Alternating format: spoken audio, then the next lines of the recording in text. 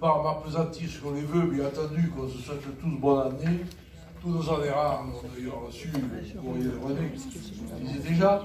Et je crois que dans la période actuelle, on a besoin d'avoir des vœux et d'être réconforté.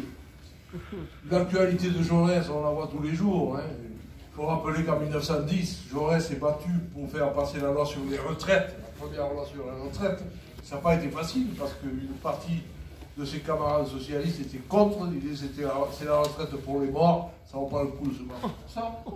Ça aurait les multiplier, et d'ailleurs peut-être qu'on fasse une séance là-dessus. Mais enfin, aujourd'hui, donc, nous avons une séance, je dirais, plutôt d'intimité avec Jaurès. Et il faut de temps en temps retrouver l'homme de chair et de sang qui était Jean Jaurès, pour mesurer l'impact qu'il pouvait avoir, un impact affectif qui allait au-delà des idées politiques qu'il défendait et qui, en même temps, soutenait ces idées, puisque c'est en le regardant vivre que le public, que ses électeurs, que les citoyens pouvaient en même temps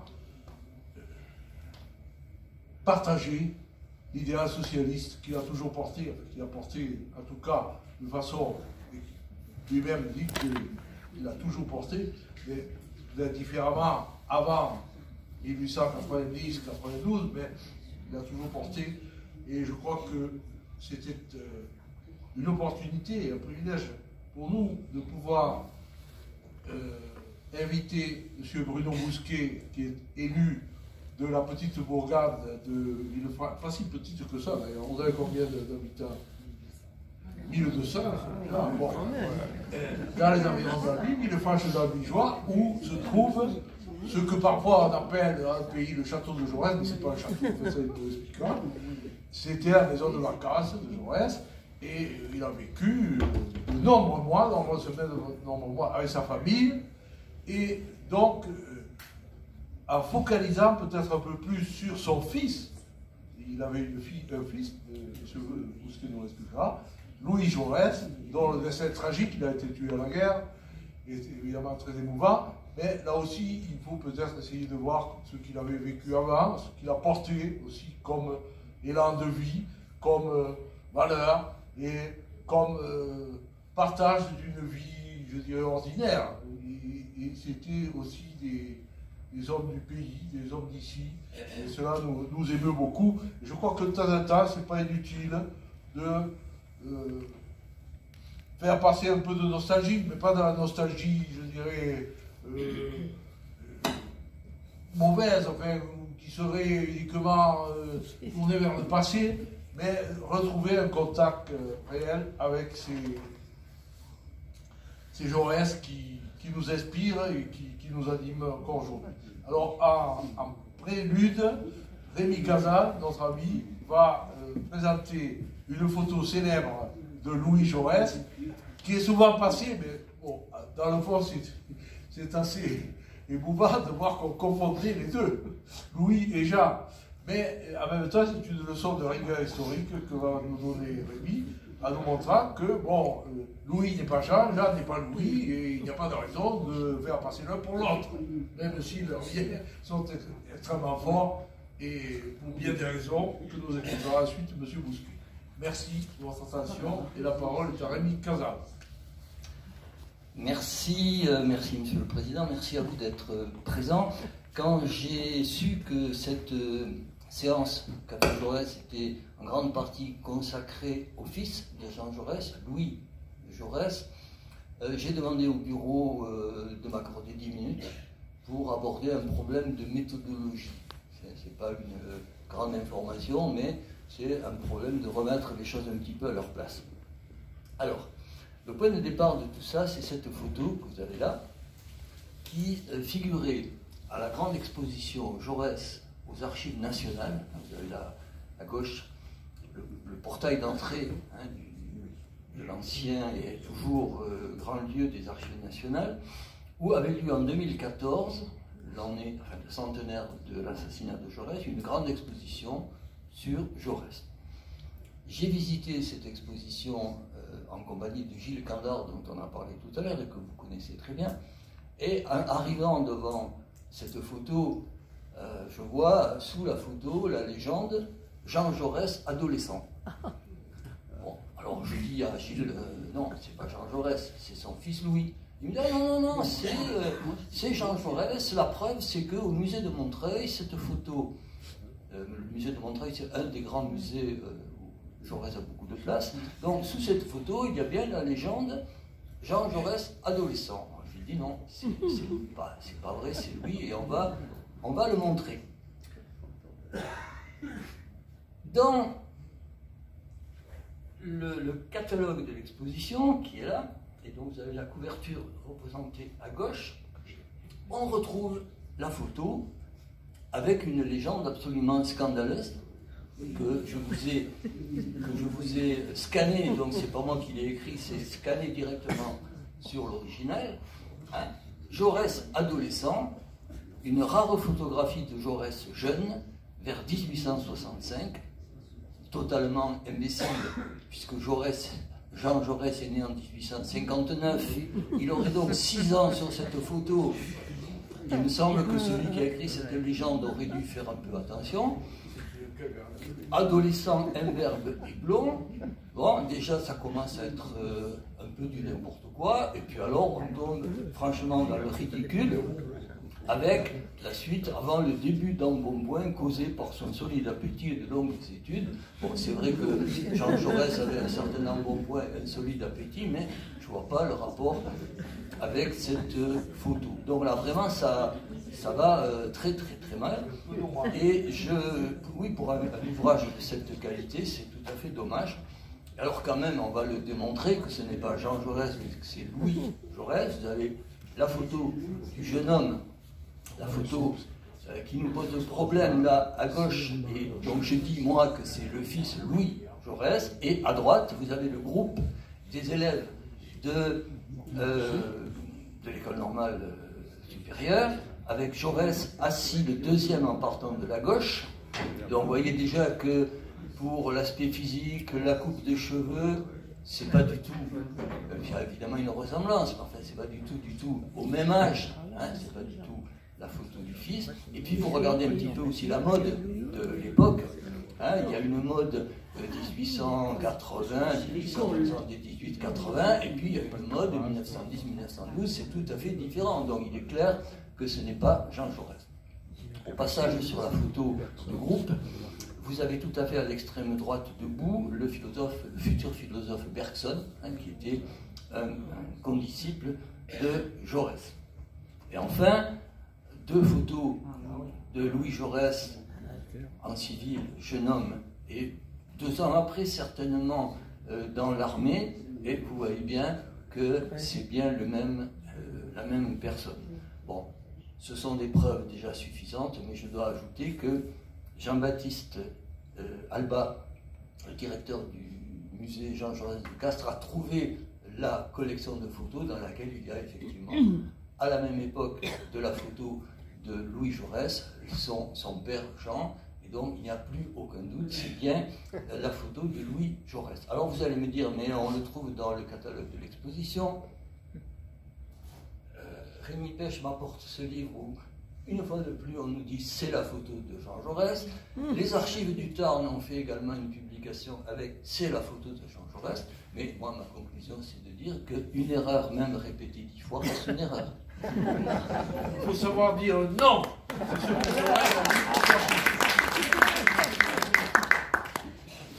bon, et bien maintenant, la parole est à Bruno Bousquet, de Villefranche.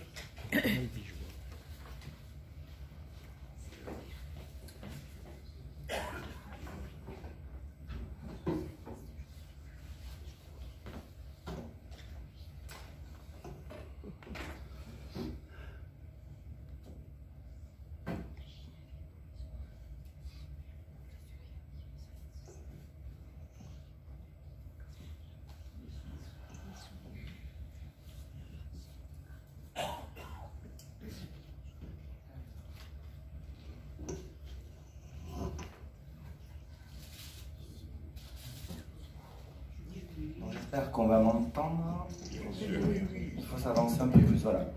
Donc moi, c'est la première fois que je parle en public, pour être transparent. transparent, donc il faudra être très indulgent avec moi. Je connais Jean Jaurès de quand j'étais petit à l'école, hein, on en parlait. Je ne suis pas originaire de Villefranche, je suis originaire d'un petit village qui s'appelle Laconne dans le Tarn. Et mon épouse est originaire de Villefranche-d'Albigeois. Je me suis marié avec elle, donc c'est mon épouse. Et à partir de là, on a voyagé un peu dans l'Occitanie, on est revenu habiter à Villefranche.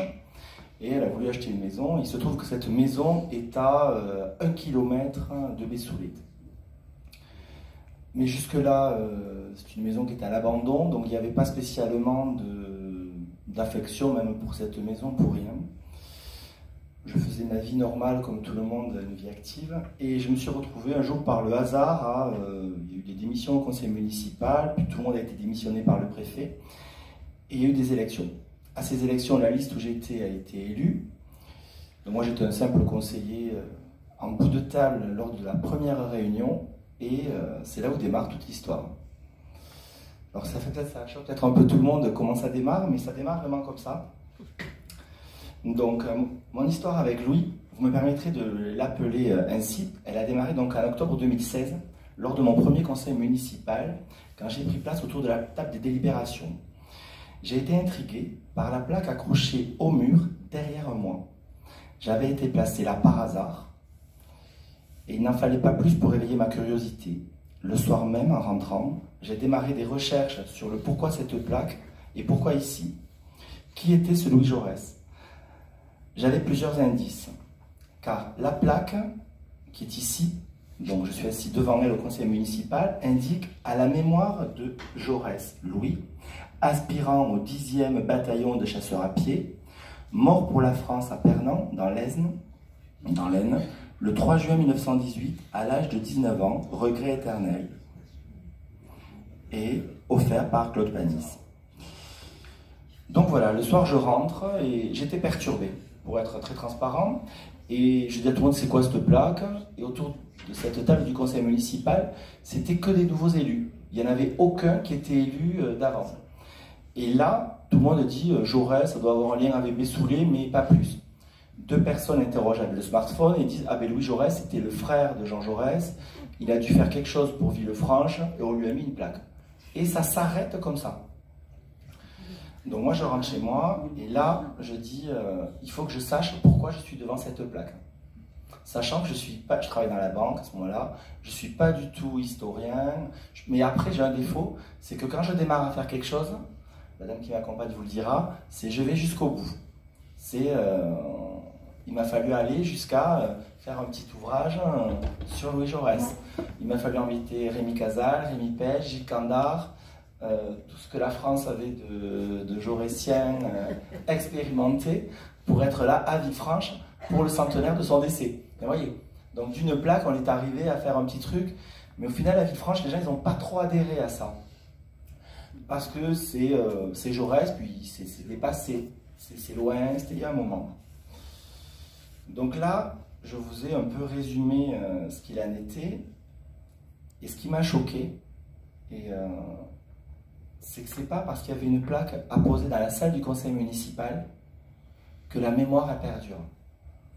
Et je me dis, au final, ce que je reproche aux gens qui ont pu mettre cette plaque, c'est qu'ils n'aient pas mis avec la plaque un petit écriteau, quelque chose qui explique qui était ce Louis Jaurès. Parce que cette plaque, elle a une histoire. Et personne ne la sait trop. L'histoire de cette plaque, c'est Madame Jaurès qui l'a fait faire, cette plaque. C'est elle qui a fait cette plaque. Et cette plaque, elle a dormi dans sa chambre jusqu'à sa mort. Elle l'avait avec elle. Et quand elle est morte, c'est Madeleine qui a pris la plaque. Et quand Madeleine elle est morte en 1951, c'est les gens qui se sont partagés le mobilier de Bessoullet qui ont récupéré la plaque. Et ce monsieur, cette plaque, quand il l'a eue, il l'a gardée pendant quasiment 50 ans. Aujourd'hui, il est âgé, il habite à Toulouse. Et il m'a dit, elle n'était pas à moi cette plaque. Il fallait l'amener à Villefranche. Mais à Villefranche, il n'y a pas de socialiste. À Villefranche, il n'y a pas ci, il n'y a pas ça. Elle n'intéressait personne, cette plaque. Alors il est arrivé, il l'a fait mettre sur un petit poteau, sur une petite plaque en bois, avec son nom. Et il a dit, comme je suis originaire du village, moi aussi, peut-être qu'ils laisseront la plaque. Et on a laissé la plaque. Et la plaque, elle a été mise au mur. Mais il manque l'explication de la plaque. Après, dans le village, il y a Il y a des petits souvenirs partout de la famille Jaurès. L'autre jour, je suis allé chez des gens et la dame, elle me dit vous n'êtes pas venu par hasard? J'ai dit oui, je voulais voir la table de Jean Jaurès quand même, la table de la salle à manger. Donc elle me montre la table de la salle à manger. Une autre, elle me montre la chaise. Dans une autre maison, ils ont les petits médaillons, et je les ai eus souvent à la maison, et je les ai rendus maintenant. C'est les petits médaillons de Louise et de Jean qu'ils avaient chacun sur leur table de chevet. Et quand ils voyageaient, ils avaient la photo de l'un et de l'autre. C'est des petits médaillons. Ils sont dans une famille dans le village. C'est toutes ces petites choses qui font... Après, il y en a qui diront c'est bête, c'est que des objets, c'est pas de la pensée. Mais à Villefranche, c'est un peu ça qui vit, qui fait vivre Jean Jaurès. C'est affectif. Donc voilà, donc l'histoire villefranchoise que j'ai découverte, c'était, il s'appelle Louis Jaurès, de son nom complet, il s'appelle Paul-Auguste Marie-Louis Jaurès.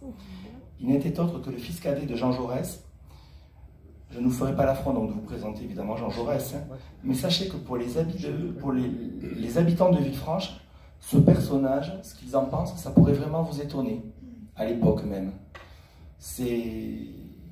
Ils n'ont pas la vie qu'avaient les autres Français. Eux, ils le voyaient en tant que petit bonhomme qui venait pour les vacances ou autre, mais ils n'en avaient peut-être pas une autre opinion. C'est ce qu'on a dans les différents documents que j'ai pu lire, et même dans le journal intime de Madame Jaurès, et quand elle raconte, pour Villefranche, ce sont un peu des étrangers, pourtant elle est de là. Donc voilà ce qu'il y a.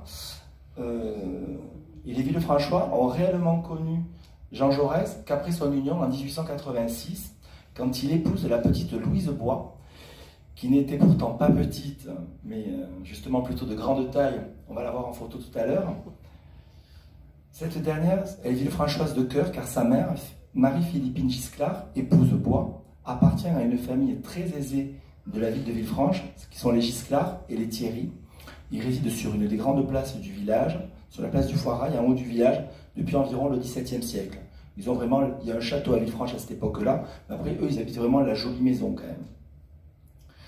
Donc, le petit Louis, que son papa appelait Loulou, et après, il y a une histoire où Louis mettait à la main de son papa quand il l'appelait Loulou, et on le voit dans les documents de Madame Jaurès également, où elle indique que Louis ne supporte pas ce petit don affectif, surtout en public. Louis reste encore peu connu du grand public. Il n'a pas eu droit, comme sa sœur aînée, Madeleine, aux caricatures de la presse nationale. Pour la petite histoire, que vous devez connaître, je n'en doute, j'en suis certain, Madeleine Jaurès, que ses parents appellent familièrement Malou, a fait sa première communion le 7 juillet 1901 à Villefranche-de-Dijoix, sous un magnifique soleil de début d'été, déclenchant dans la presse de tumultueuses polémiques qui allaient avoir un retentissement national. Cette cérémonie fut commentée, analysée, moquée par les journaux locaux, régionaux, nationaux et même internationaux. Une série de cartes postales humoristiques a même été faite. À cette circonstance, nombreux étaient les adversaires politiques et même les amis de Jean Jaurès qui ne comprenaient pas comment le tribun rationaliste et promoteur de la laïcité avait pu laisser sa fille Madeleine faire sa première communion. Après avoir suivi une préparation chez les bonnes sœurs au couvent de Bénèche. Pour vous expliquer, en haut du village, il y a la famille Gisclard, les arrière-grands-parents et grands-parents, il y a le village, il y a Bénèche, c'est le couvent des bonnes sœurs à cette époque-là, il y a tout un legs autour de ce dossier-là, et après, en continuant la route, on arrive à la propriété de Bessoulette. Et donc, Louise Jaurès, née Bois, mais petite fille Gisclard, avait décidé qu'elle ferait la communion à Villefranche comme elle. Il se trouve qu'elle prétexte à Paris que Louise est malade, que Madeleine est malade et qu'il faut descendre plus tôt. Donc ils arrivent au 15 juin à peu près, dans les documents que j'ai retrouvés dans le journal, à Villefranche. Et à partir de là, elle organise tout avec sa grand-mère. Donc l'arrière-grand-mère de Madeleine. Et le petit, on en reparlera tout à l'heure, Martin. Martin, c'est le petit chauffeur de du petit âne et de la petite calèche qui traîne mal la famille Jaurès partout. Il n'y a pas encore le train. Il arrive qu'en 1910 à Villefranche. Donc Madeleine, le matin, est réveillée aux aurores, part dans la petite calèche, va chez les bonnes sœurs faire son catéchisme, parce qu'il y a un examen à passer à cette époque-là pour le catéchisme, pour pouvoir faire sa communion. Et habituellement, dans les autres villages du département, c'est souvent à l'église ou à côté de l'église. Mais Villefranche, l'église a été rasée il y a 4-5 ans qu'elle a été reconstruite. Il n'y a réellement pas encore de nouvelle salle qui a été dédiée à ça. La salle ne sera réellement reconstruite qu'en 1926. Et donc tout se passe à Bénèche avec les bonnes sœurs, mais sans les bonnes sœurs en réalité. C'est le curé qui vient vraiment faire la formation. Et donc il s'occupe d'elle. Et le curé aura la faiblesse, entre guillemets, quand la presse nationale l'interroge, il répond à la presse nationale en expliquant qu'elle a été assidue, qu'elle a été très capable et qu'on ne peut être que très fier d'elle, que tout s'est bien passé. Donc, on sait même que ce jour-là, donc il fait beau, que Jaurès va à l'église et assiste à cette messe, mais c'est rien de choquant en fait pour Villefranche, il va à la messe à Villefranche. On n'est qu'en 1901. La séparation de l'Église et l'État, c'est qu'en 1904 ou 1905. Donc, on connaît également le menu ce jour-là, c'était des écrevisses du petit ruisseau de Lassou, qui est le ruisseau que possède la famille Jaurès à Bessoulé, c'est leur petit ruisseau. Après, ils mettent des volailles de la Chifoulier, qui est leur métairie, qu'à Madame Jaurès. Avec Jean Jaurès, elle est à eux. Et après, ils font un petit rocher de choux chez le pâtissier du coin, qui est quasiment à côté de la propriété. Et le repas se passe chez les grands-parents. Alors, je ne suis pas allé dans le bon sens. Voilà la photo de la communion. Donc là, vous pouvez voir Madame Jaurès habillée de blanc. Vous pouvez voir Madeleine au centre. La dame en noir, c'est la maman de Madame Jaurès, qui est Madame Bois, qui est veuve depuis 1 an et demi. Et ensuite, vous voyez Madame Thierry, ou Madame Gisclard, épouse, qui est l'arrière-grand-mère. Donc voilà, c'est dans le petit jardin de chez l'arrière-grand-mère. Donc voilà. Oui, il y a une autre photo, il y a une génération de plus. Elle existe aussi. Donc voilà le portrait de famille. Et donc voilà, et donc le curé de la paroisse, je me suis un peu embrouillé, il a répondu, c'était au journal L'Aurore. Donc, enfin voilà pour le passage de la communion. Donc pour revenir à l'intéressé du jour qui est Louis, Louis, sa vie démarre dans un hôtel de préfecture, comme l'indique son acte de naissance. Donc vous pouvez voir en bas la signature de Jean Jaurès. Donc, il est né le 27 août 1998, à 4 h du soir. Et donc Jean Jaurès, à cette époque-là, il n'est plus député, il avait été battu, et il a simplement indiqué en profession qu'il est agrégé de l'université. Donc vous pourriez vous poser la question de pourquoi Louis Jaurès naît à Nontron. Alors il naît à Nontron parce que son grand-père, donc le père de sa mère, est le sous-préfet de Nontron. Je vais vous passer tous les épisodes où Jean Jaurès avait fait une lettre au ministre de l'époque pour que son beau-père, qui était fromager sur les étals du marché couvert à Albi, devienne sous-préfet. Il a été sous-préfet à Saint-Pons, ça ne s'est pas très bien passé. Il a été sous-préfet à Ariège, ça ne s'est pas très bien passé. Et au final, à Nontron, tout se passait bien. Donc voilà, donc Louise ayant fait une fausse couche 4 ans avant, s'est retrouvée à aller finir la fin de sa grossesse, entourée de sa mère, donc à l'hôtel de la sous-préfecture de Nontron, où son père était sous-préfet. Voilà. Donc ensuite, là, c'est une autre photo qu'on a à Bessoulé. Donc sur la photo, je vous ai agrandi quand on voit Louis sur les épaules de son papa, donc de Jean Jaurès. Donc en dessous, il y a un garçon, c'est les deux garçons qu'on voit, c'est les cousins de Madame Jaurès. Au-dessus de Madame Jaurès sur l'épaule, c'est Madame Gisclard, ou Madame Esquila, c'est la sœur de Madame Jaurès. Et la dame qui est entre Madame Jaurès et son cousin, je ne sais pas qui c'est, et son mari doit être caché derrière Jean Jaurès, parce qu'on voit sa main au-dessus de l'épaule de Jean Jaurès qui tient Louis sur la photo. Non, c'est pas la main de Jaurès, c'est la main de quelqu'un derrière qui le tient. Non, il ne peut pas tenir le... Et Madeleine, elle est avec le chien. Et Madeleine, voilà, elle est avec le chien. Voilà, et à côté, la dame, c'est Lily Esquila, à côté, qui touche aussi le chien. Et c'est aussi une chose tragique.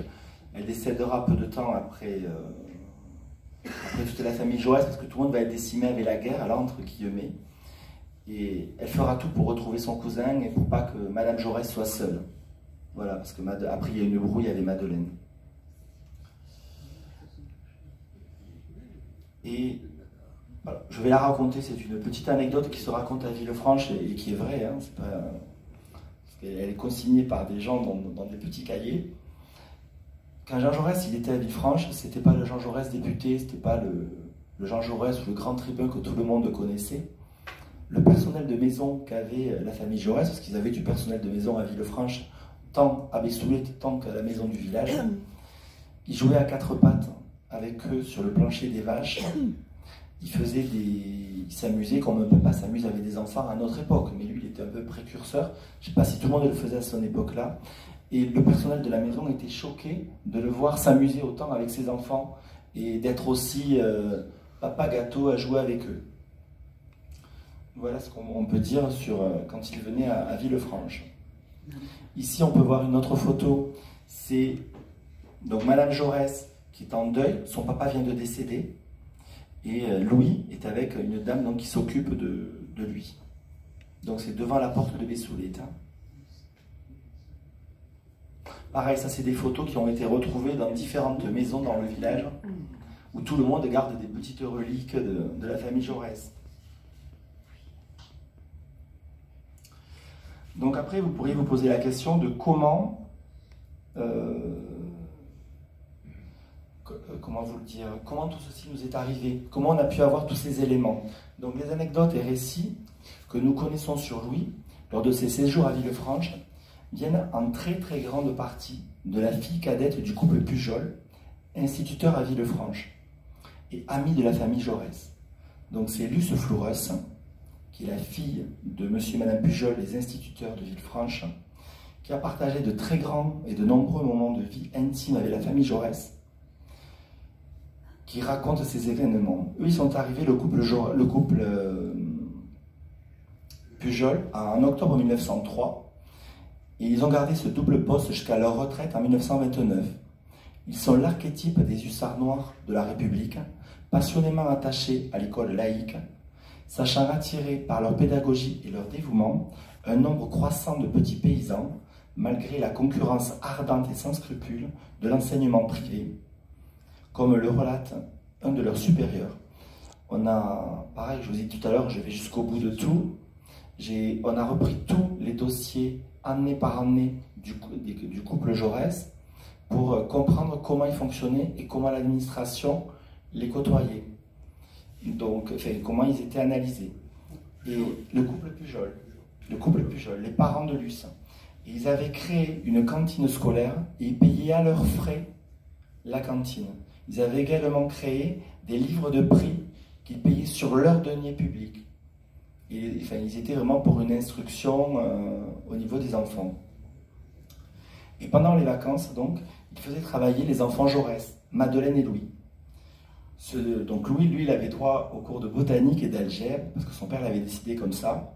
Et en l'absence de Jean Jaurès, souvent retenu par ses obligations politiques, Jean Pujol assumait auprès de lui un rôle masculin, voire un peu paternel.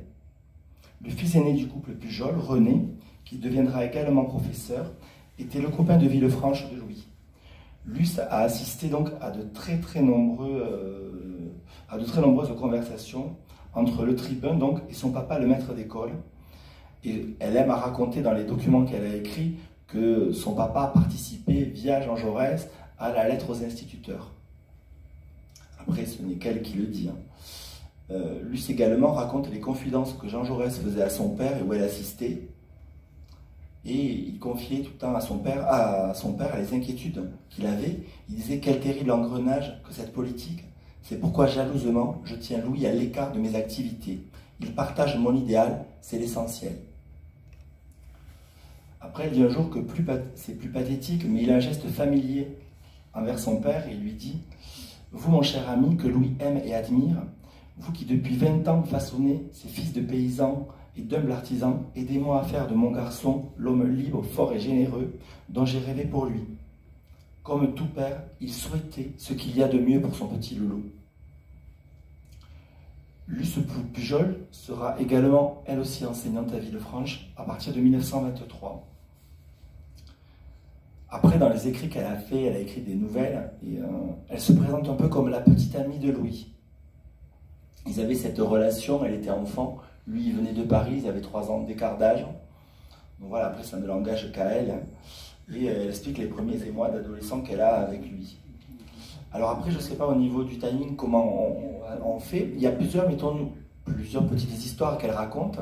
Il y a l'histoire de la chenille et du papillon, où entre guillemets, elle arrive à Bessoulé, Louis est dans le potager, il a trouvé une petite chenille papillon, et il ne sait pas ce que c'est trop, il l'amène à son père, et Jean Jaurès lui dit, je ne sais pas, qu'est-ce que ça doit être, demandons à monsieur l'instituteur, et là l'instituteur lui dit, j'ai perdu le nom tellement qu'il est technique, il lui dit, c'est une... J'ai perdu le nom. Un lépidoptère.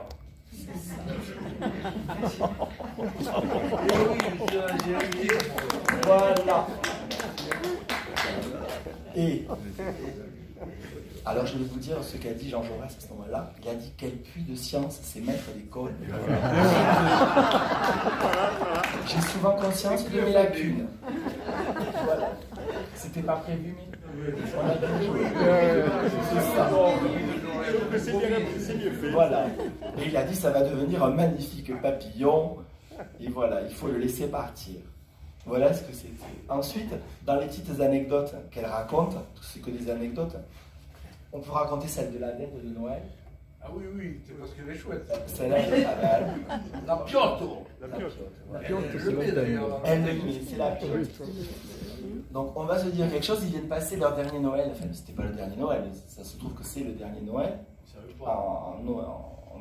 le 24 décembre 1913, donc tout le monde est à Bessoulé, vient passer Noël, donc à Bessoulé il y a monsieur et madame Jaurès, la maman, la veuve donc de madame Jaurès, et il y a... La veuve Bois. Veuve Bois, pardon, et il y a Louis. Il n'y a pas Madeleine. Il y a déjà une embrouille entre les parents. Madeleine ne fait plus partie de tout ça. Et là, pour égayer ce repas, Jean Jaurès a l'idée de dire on va passer une super soirée, un bon réveillon. Ils ne sont pas allés à la messe. Ils sont allés, ils ont invité l'instituteur à venir manger. Donc l'instituteur est venu manger avec ses enfants. L'institutrice n'est pas venue, elle, mais ils sont venus. Et donc ils sont arrivés un peu essoufflés, eux ils n'avaient pas de voiture pour les conduire, ils ont fait les 3 km à pied. Hein, oui c'est loin, il y a 3 km. Hein. Ils arrivent à pied pour faire ce repas, ils se mettent à discuter, ils amènent, on en parlera tout à l'heure de la carabine, les 2 garçons s'amusent, il y a les 2 magnifiques Voltaires devant la cheminée, donc c'est des Voltaires verts, cousus, enfin qui sont... J'ai pas mis la photo des Voltaires, mais... Dans cette cheminée, je m'y suis assis dans ces fauteuils et je me sentais être assis dans le fauteuil de Jean Jaurès. Donc il s'assoit, madame Bois et madame Jaurès sont dans les fauteuils, monsieur Jaurès discute avec monsieur Pujol, c'est le moment de passer à table, on passe à table. Alors là, c'est pas une cuisinière qui amène la dinde, mais c'est Louis qui va chercher la dinde. Louis amène cette magnifique dinde, la pose sur la table, et là, qu'est-ce qui se passe ? Rentre dans la pièce une invitée surprise, c'est Diane. Diane, c'est la petite chienne, entre guillemets, mais pas des Jaurès, des Pujol. Elle arrive, elle a fait les 3 km à pied, tout essoufflé, elle a dû taper, elle rentre. Donc on la fait rentrer, l'instituteur est très gêné. La chienne s'invite à manger et il essaye de lui dire de partir. Jean Jaurès dit non, non, non, on la garde, il n'y a pas de souci, elle restera avec nous, pas de problème, vous la reprendrez tout à l'heure. Donc tout le monde se met autour de la table, se met à manger. Jean Jaurès, alors là je vais prendre le terme exact que nous dit Luce. Il essaie de découper la dinde. Et alors oui, alors il essaie de découper la dinde en maître du logis. Accompli, Jaurès s'attaque au découpage. Déjà, il faut découper un poulet, c'est quelque chose, alors découper une dinde, c'est un peu plus compliqué. Il saisit la patte de la volaille, qu'il arrive gauchement à détacher, s'octroyant cuisse et entre-cuisse dans son assiette. Il pense se simplifier la tâche, mais conscient de sa maladresse, Il cède à M. Pujol le soin de continuer. Très à l'aise, lui s'explique que mon père découpe adroitement la succulente pièce, puis dispose avec art morceaux et marrons, se voyant ajouter un nouveau galon à son titre familier de maître d'école. Là, Jean Jaurès, alors je ne sais pas si vous vous souvenez de ce qu'il dit, alors que tous les convives savourent leur part, Jaurès debout, tenant à la main donc le pilon, tel un goupillon bénisseur, s'écrie de manière lyrique. Notre bon roi Henri voulait que chaque famille puisse mettre tous les dimanches la poule au pot. Eh bien moi, je veux que mon verrier d'Albi, comme mon mineur de Carmont, puisse mettre sur leur table la dinde pour Noël, les mettant de ce fait à égalité avec l'affreux bourgeois que je suis. La tirade achevée dans les rires et applaudissements, Jean Jaurès se raidit.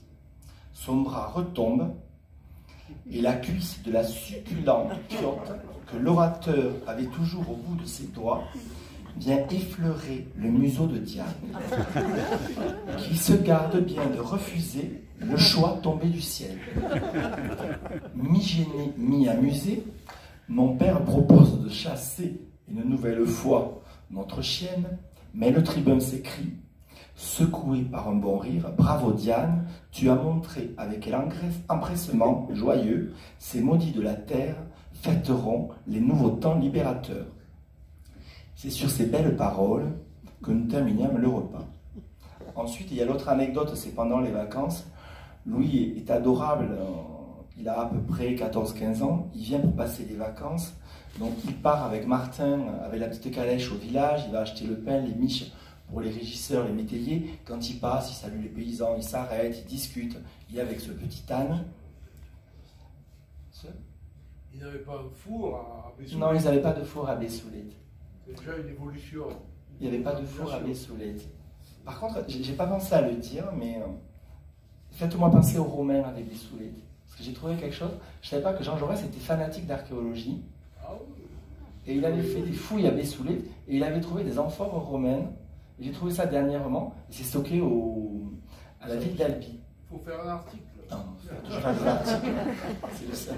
Non, c'est Donc au final, je continue ma petite histoire avec, donc il part au village, il revient, et quand il revenait, Martin lui disait, les petits Pujols, là, Luce et René, ils sont au ruisseau, à la Soue chez vous, vous devriez aller les rejoindre pour aller un petit peu à la pêche.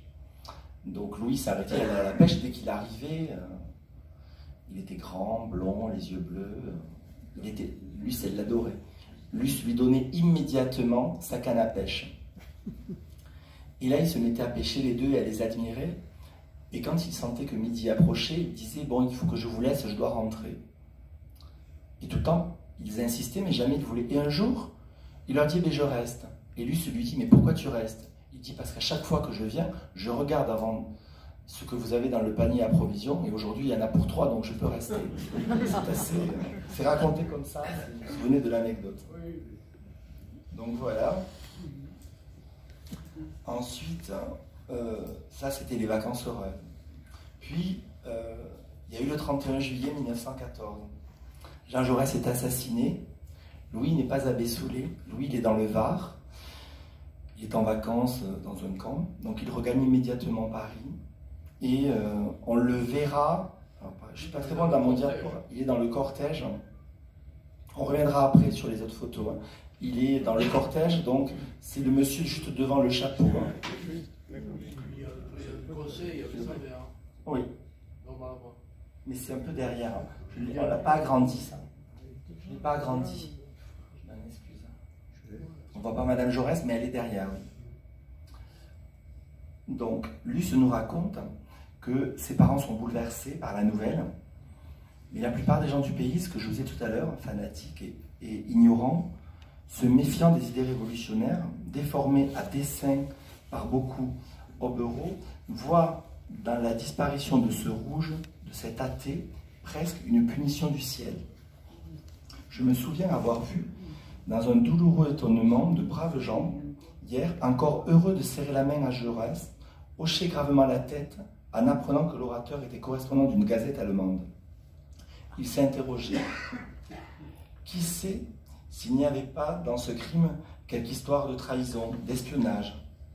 Et elle raconte, Luce, mon père combattait tout cela, il ne le supportait pas de l'entendre. C'était horrible. Comment on pouvait dire ça de quelqu'un à qui on était si fier d'aller serrer la main? Je vais faire une parenthèse. Tout à l'heure, je le disais avec Rémi. Il faut savoir que le territoire de Villefranche, bon, qui dépendait dans ce canton, Jean Jaurès n'a jamais été élu à Villefranche. Il ne s'est jamais présenté à Villefranche. Ça, c'est une question. C'est le maire d'Albi, le député de Villefranche. Oui, ça dépendait d'Albi. Mais il n'a d'ailleurs assez ami avec Jaurès. Mais il n'a jamais été candidat, alors que M. Bois, son beau-père, était lui conseiller d'arrondissement avant d'être sous-préfet. Il a été à la table du conseil municipal de Villefranche également. Donc voilà, je ne me suis pas perdu, je vais me retrouver. Non, pendant ce temps, donc pour échapper à l'ambiance qui était endeuillée et à cette maison qui était désespérément vide avec ce parc, et sans camarades de jeu, parce qu'il ne faut pas oublier que tout le monde dans le village, tous les jeunes de son âge sont partis à la guerre. Ils ont été mobilisés. Et il est là, le pauvre Louis. Il est tout seul avec sa maman. Et un jour, il sollicite Martin, donc toujours ce petit métayer, petit chauffeur. Hein, il lui dit, il faut que j'ai une carabine. Je veux m'entraîner à faire la guerre. Je veux faire la guerre. J'ai pas le droit, en m'appelant Jaurès, de ne pas savoir faire la guerre. Il a 15 ans. On lui explique que c'est non.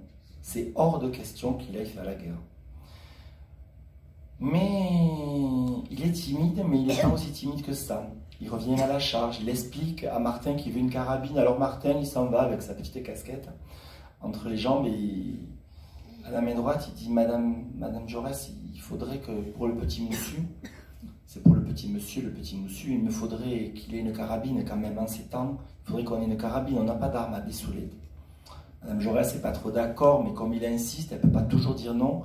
Elle lui dit d'accord. Dès le lendemain, Louis part avec M. Martin, le métayer, ils partent à Albi acheter une carabine. Et il revient avec cette carabine.